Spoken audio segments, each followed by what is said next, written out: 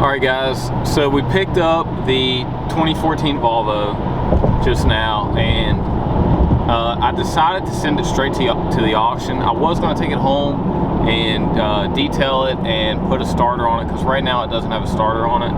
The starter was bad and they took it off. They found out the engine was bad and they just left it alone. So long story short, it's on a trailer.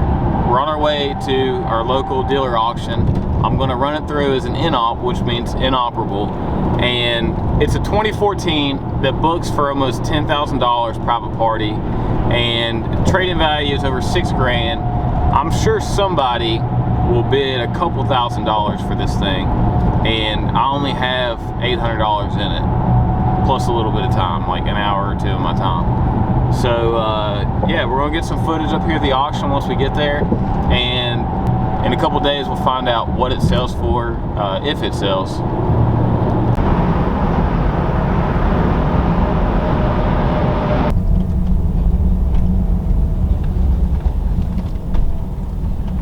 Alright, we're gonna get our gate pass and get through here.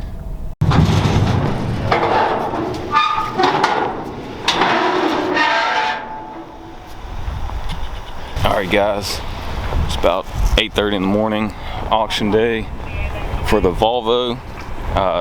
Decided to run an in-op. I don't know if I said that before, which means, you know, inoperable. And the sale already started. Hopefully they hadn't ran it yet. I'm gonna try and get it on camera. In-op sales are just on a screen, and they have, you know, online bidders and in person as well. And you know, let's go see what this thing brings.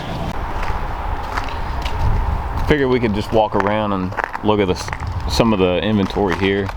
And this parking lot is a solid sheet of ice, so I'm probably gonna fall at some point. But this place is massive. You really can't put into context how big it is. I wish I had my drone here to get an aerial shot, but I mean, this is just one of the parking lots, and it goes way back. I don't know if I can zoom in on see those, that's or lights to a train track.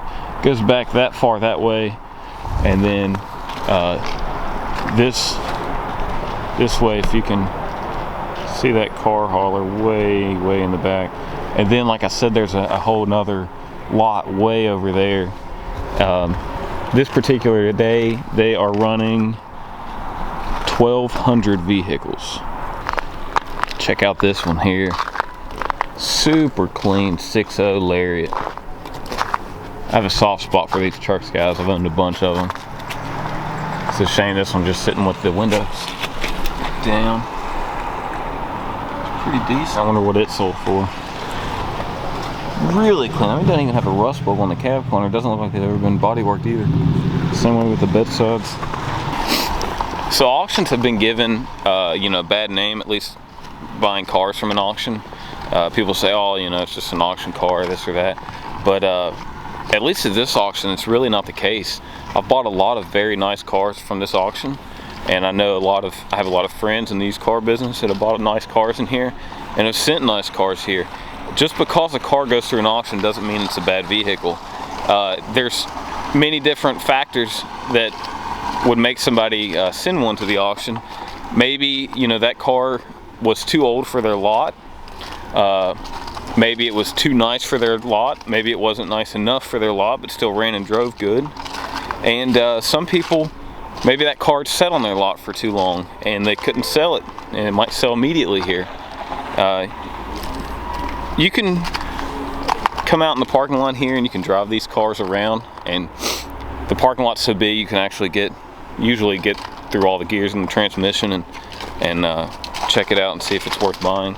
So, you know, if you do your due diligence, you can get very good buys here.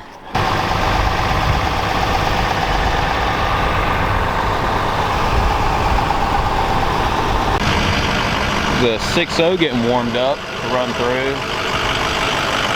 I miss my 6.0. I don't miss working on it, however. Let's see what kind of shape this one's in. Cab corners. Bed's in good shape. This bed's off a newer truck though, you can tell by the body line. See how it doesn't match up with the front fender. That's alright though. common. People do it all the time.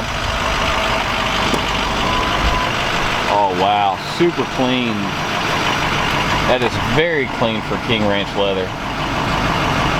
This one's probably going to bring good money. I would say 8,000. We'll try and catch it, see what it goes for. Very, very clean interior. Sunroof. This is a nice unit. Oh, then you get to the taillights. But still, nice truck nonetheless. Check this out. Always had a soft spot for wagons. I've owned a few of them. This is not too bad.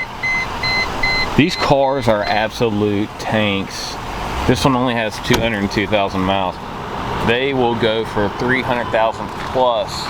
And I know this from experience. This one's not bad at all. All-wheel drive. We might have to bid on this one. That's probably a good idea to see if it runs. Oh.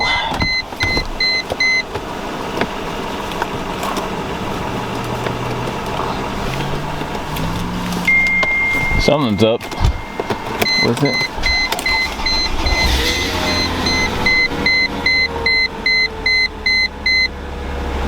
Started right up. Got a little vibration too. Might need a motor mount. These things are cool. They actually have the rear facing third row also. But yeah, I think I'm gonna bid on this one. Just like I said, I just got a soft spot for station wagons. Not a fan of the color or even this body style, but it's a station wagon. Did I mention that it's a station wagon?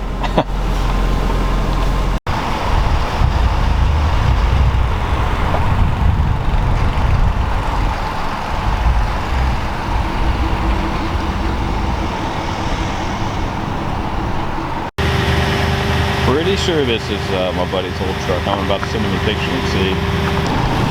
Check this ZL1 out. Man, these are sharp cars. This one already sold. They got it locked up.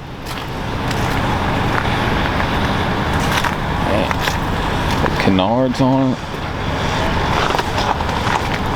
I'm not a show guy by any means, but I would definitely drive one of these. Wow. 14, 15, 15, 15, 16, 16, 16, 17, 17, 18, 18, 17, 18, 19, 19, 500, 600, 500.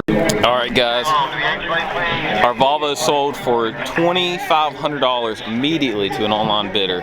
It literally, as soon as it went up on the auction block, we started the bid at $2,200.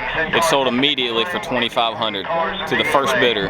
And again, we had $800 in this car, and all I did was load it on a trailer and drop it off here. I didn't even put a new starter on it. The starter that they sent me was wrong, and I decided just to send it as an in-op. And again, I hadn't even heard this car run, and it sold for $2,500. So after auction fees, we're probably looking at a $2,200 in pocket from this. And like I said, I have $800 in it, so that is a profit of $1,400 to tow a car, you know, 20 minutes away. Awesome.